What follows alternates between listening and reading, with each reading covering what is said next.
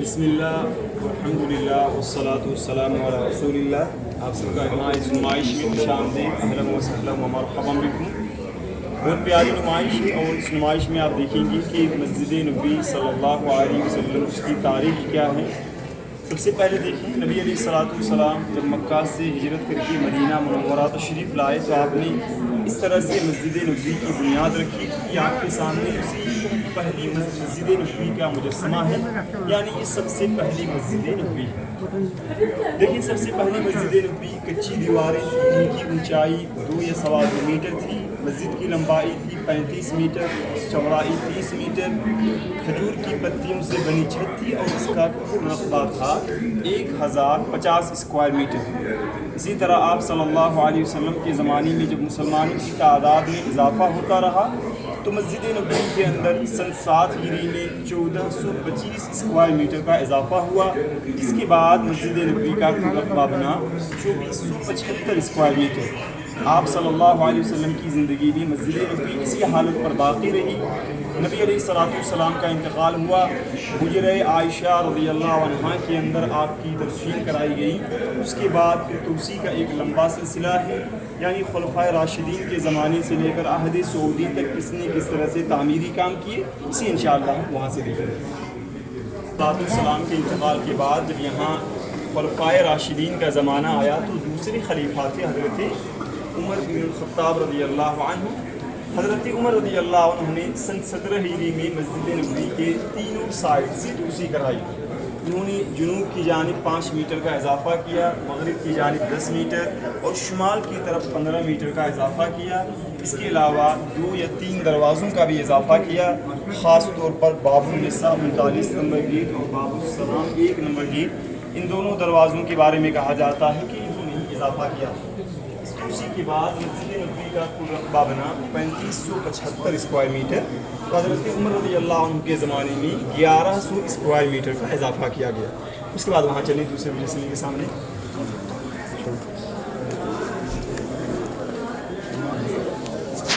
تیسرے خلیفہ تھے حضرت عثمان غنی رضی اللہ عنہ. حضرت عثمان رضی اللہ عنہ نے مسجد نبوی کی توسیع سن 29 ہجری میں کی. انہوں نے کچی دیواروں کو ہٹا کر کالے پتھروں کی مضبوط قسم کی دیواریں تعمیر کی. اسی طرح پہلے کھجور کی ٹہنیوں سے چھت لگی تھی، انہیں ہٹا کر ٹین کی قسم کی لکڑی کی چھت نصب کی. اب ان کے زمانے میں مسجد کی لمبائی تھی 80 میٹر، چوڑائی 75 میٹر اور مسجد نبوی کا کل رقبہ تھا 4078 اسکوائر میٹر. یعنی حضرت عثمان رضی اللہ عنہ کے زمانے میں 496 اسکوائر میٹر کا اضافہ کیا گیا. آپ نے پہلے مجسمے کے اندر سنا کہ یہ حجرہ عائشہ رضی اللہ عنہا ہے اور اس کے اندر 3 قبریں ہیں. نبی علیہ الصلوۃ والسلام، حضرت عمر رضی اللہ عنہ اور حضرت ابو بکر صدیق پہلے خلیفہ ہیں، ان کی قبریں یہاں پر موجود ہیں. یہاں ایک سوال یہ ہے کہ اس حجرے کو مسجد نبوی کے اندر پہلی دفعہ کی زمانے میں اور کس نے شامل کیا. اس حجرے کی ایک مستقل تاریخ ہے، اسے انشاءاللہ ہم یہاں دیکھیں. یہاں دیکھیے سندھ کے اندر سن 88 ہجری یہ ولید بن عبد الملک بن مروان رحمۃ اللہ کا زمانہ تھا اور یہ اموی خلیفہ تھے. سن 88 ہجری میں ان کی طرف سے یہ حکم صادر ہوا کہ یہ مسجد نبوی کے تینوں سائڈ سے توسیع کریں گے، یعنی مشرق کے علاقے میں بھی. جب ان کی طرف سے یہ حکم صادر کیا گیا تو یہاں کے علماء کرام نے اولاً خلیفہ کو منع کیا کہ آپ مسجد نبوی کے مشرقی علاقے میں توسیع نہ کریں. منع کرنے کی وجہ کیا تھی؟ منع کرنے کی بنیادی وجہ یہ تھی کہ اس حجرے کے اندر چونکہ 3 قبریں ہیں اور مسجد کے اندر کسی بھی شخص کی قبر نہیں ہو سکتی، اس وجہ سے خلیفہ کو روکا گیا کہ وہ مسجد نبوی کے مشرقی علاقے میں توسیع نہ کریں. لیکن وہ وقت کے حاکم تھے، وقت کے خلیفہ تھے، بہرحال ان کا اپنا حکم تھا. انہوں نے اس حجرے کو مسجد نبوی کے اندر شامل کیا اور اس طرح سے نئی مسجد تعمیر کی. پہلی دفعہ یہاں 4 منارے، 14 کھڑکیاں اور 20 دروازے انہوں نے لگائے اور مسجد نبوی کے اندر 2369 اسکوائر میٹر کا اضافہ کیا. جس کے بعد مسجد نبوی کا کل رقبہ بنا 6440 اسکوائر میٹر. حجرہ عائشہ رضی اللہ عنہا جس کے اندر 3 قبریں ہیں، وہ پہلی دفعہ ولید بن عبد الملک جو اموی خلیفہ تھے ان کے زمانے میں سن 88 ہجری میں مسجد نبوی کے اندر شامل کیا گیا. اس کے بعد وہاں پر دیکھیں عہد عباس. عہد بنو امیہ کے بعد جب یہاں عہد بنو عباسیہ کا زمانہ آیا تو خلیفہ العباسی محمد العباسی جو عباسی خلیفہ تھے، انہوں نے سن 161 ہجری میں مسجد نبوی کی توسیع کی۔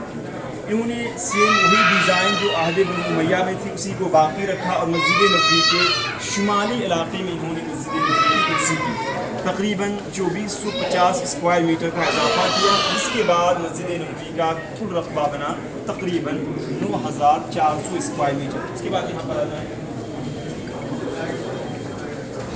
عباسیہ کے بعد جب یہاں ممالک کا زمانہ آیا تو سن 886 ہجری کہتے ہیں کہ مسجد نبوی کے اندر بجلی کے گر جانے کی وجہ سے آگ لگی، جس کے نتیجے میں کافی سارا نقصان ہوا۔ مسجد نبوی کے اندر کئی ساری چیزیں تھیں جو ضائع ہو گئیں۔ اس وقت کے سلطان تھے اشرف قائد بائی رحمۃ اللہ علیہ، جو مملوکی خلیفہ تھے۔ انہوں نے سن 886 ہجری میں اس طرح ایک منارے کے اضافے کے ساتھ نئی مسجد تعمیر کی اور انہوں نے یہاں 2 بڑے گنبد پہلی مرتبہ تعمیر کی۔ اس بڑے گنبد سے پہلے یہاں ایک چھوٹا سا لکڑی کا گنبد تھا۔ سلطان قلاؤن الصالحی رحمہ اللہ نے سن 678 ہجری میں پہلی دفعہ اس چیز کی جگہ ایک لکڑی کا گنبد تعمیر کروایا تھا، لیکن اس طرح کا بڑا سا سیمنٹڈ گنبد انہوں نے تعمیر کروایا سن 886 ہجری میں۔ فی الحال یہ گنبد ہماری نظروں کے سامنے اس طرح گرین کلر کی شکل میں موجود ہے۔ اس کے بارے میں کہتے ہیں کہ آج سے 191 سال پہلے جب یہاں سلطان محمود ثانی رحمۃ اللہ علیہ کا زمانہ تھا، انہوں نے اس گنبد کو گرین میں تبدیل کیا ہے، جس کا سلسلہ آج تک باقی ہے۔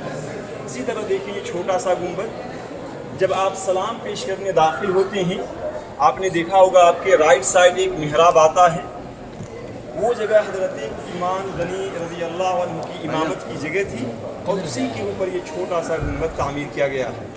زمانہ آگے بڑھا، سلطان عبد المجید العثمانی رحمۃ اللہ علیہ کا زمانہ آیا، انہوں نے اس طرح سے مسجد نبوی کی توسیع کرائی اور یہ سلطنتی عثمانیہ کے زمانے میں سن 1265 ہجری میں آخری کام ہوا تھا، جس کا کل رقبہ تھا 10,303 اسکوائر میٹر اور اسی کا ایک حصہ آج بھی اسی طرح سے باقی ہے۔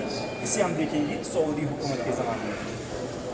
اس مجسمے کے 2 حصے ہیں، اس کا یہ پہلا حصہ جس کے بارے میں آپ کے سامنے یہاں عرض کیا گیا، یہ سلطنتی عثمانیہ کے زمانے میں سن 1265 ہجری میں آخری کام ہوا تھا، اسی کے ایک حصے کو آج بھی اسی طرح سے باقی رکھا گیا ہے۔ یہ آگے کا حصہ تقریباً 180 سال پرانا ہے۔ اس کا یہ دوسرا حصہ شاہ عبدالعزیز رحمۃ اللہ علیہ نے سعودی حکومت کی طرف سے 1950 میں اس کی شروعات کرائی اور ان کے بیٹے کنگ سعود رحمہ اللہ نے 1955 میں اسے مکمل کرایا۔ تو یہ سعودی حکومت کی طرف سے پہلا کام تھا جو کہ تقریباً 6500 اسکوائر میٹر پر یہ شامل ہے۔ کنگ سعود رحمۃ اللہ علیہ کے بعد کنگ فیصل رحمہ اللہ کا زمانہ آیا۔ شاہ فیصل کے زمانے میں اس کے اندر کوئی تبدیلی واقع نہیں ہوئی۔ دیکھیے دوسری مجسمے میں شاہ فیصل رحمہ اللہ کے زمانے میں مسجد نبوی کے مغربی علاقے میں، مغربی حصے میں ایک بڑا سا صحن تیار کیا گیا۔ وہ صحن اس زمانے میں 40,550 اسکوائر میٹر پر شامل تھا اور فی الحال جو ہمارے سامنے مسجد نبوی ہے ابھی، یہ اس سے پہلے کا منظر تھا، اسی طرح سے تھی مسجد نبوی۔ اس کے بعد جو توسیع ہوئی ہے وہ ہماری نظروں کے سامنے ہے، اس کے بارے میں ہم بات کریں۔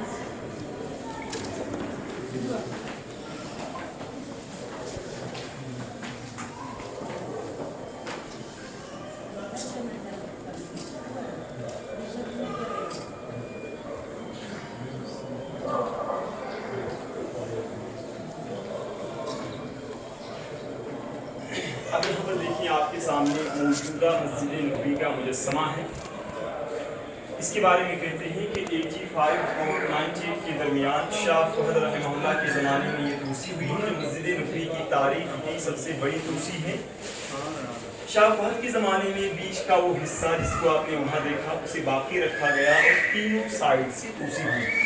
ان کے زمانے میں یہاں 6 مناروں کا اضافہ ہوا اور یہاں مناروں کی تعداد کل 10 ہیں۔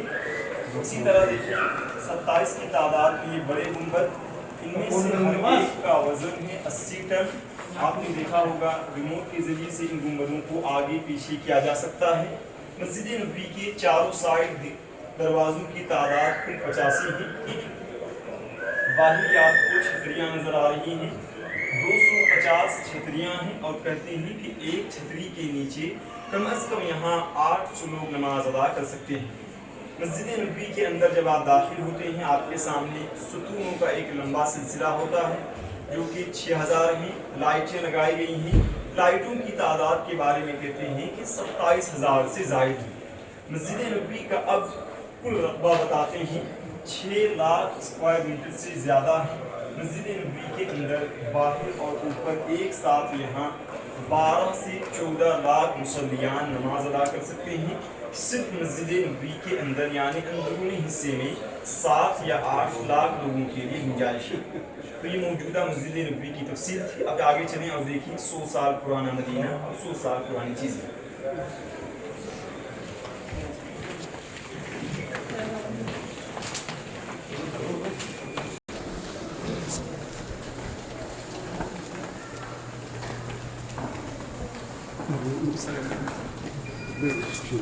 तो 150 साल पुरानी चीज़ें हैं जिन्हें मस्जिद بابا شوي خلاص रखा गया है। इस पर आप एक सरसरी निगाह डालें फिर इंशाअल्लाह मिंबर के सामने बात करेंगे। ये 100-150 साल पुरानी चीज़ें हैं जो मस्जिद नबी के अंदर इस्तेमाल की जाती हैं।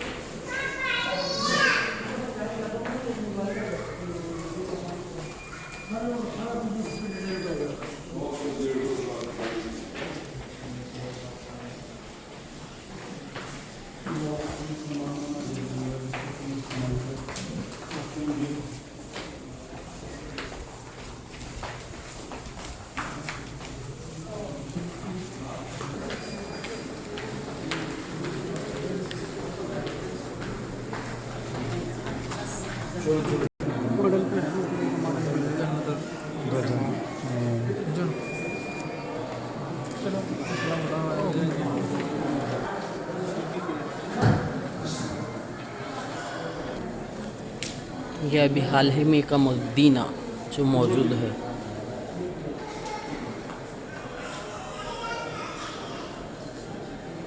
یہاں دیکھیے آپ کے سامنے تاریخی منبر ہے، اسے 888 ہجری میں مسجد نبی کے اندر رکھا گیا تھا۔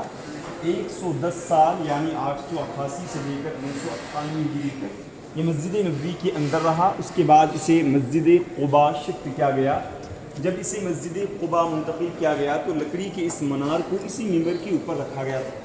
فی الحال یہ ہمارے سامنے ہے جو کہ 550 سال پرانا ہے۔ یہاں دیکھیں مسجد قباء کی 2 تصویریں ہیں آپ کے سامنے۔ اسی طرح سے تھا یہ مسجد قباء کے اندر۔ اس کے بعد پھر یہ مجسمہ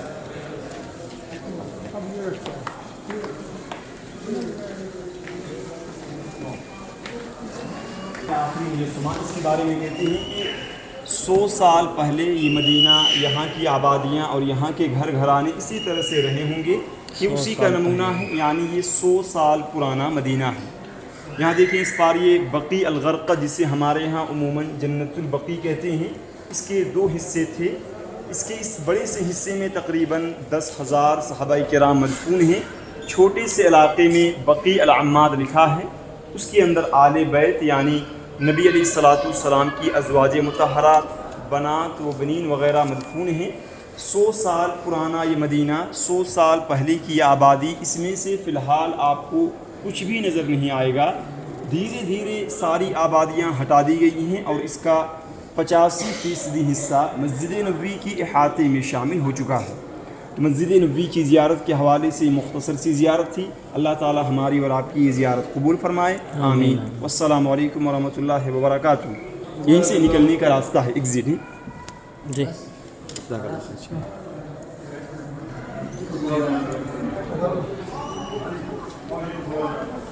یہاں سے نکلنا ہے جنت البقیع۔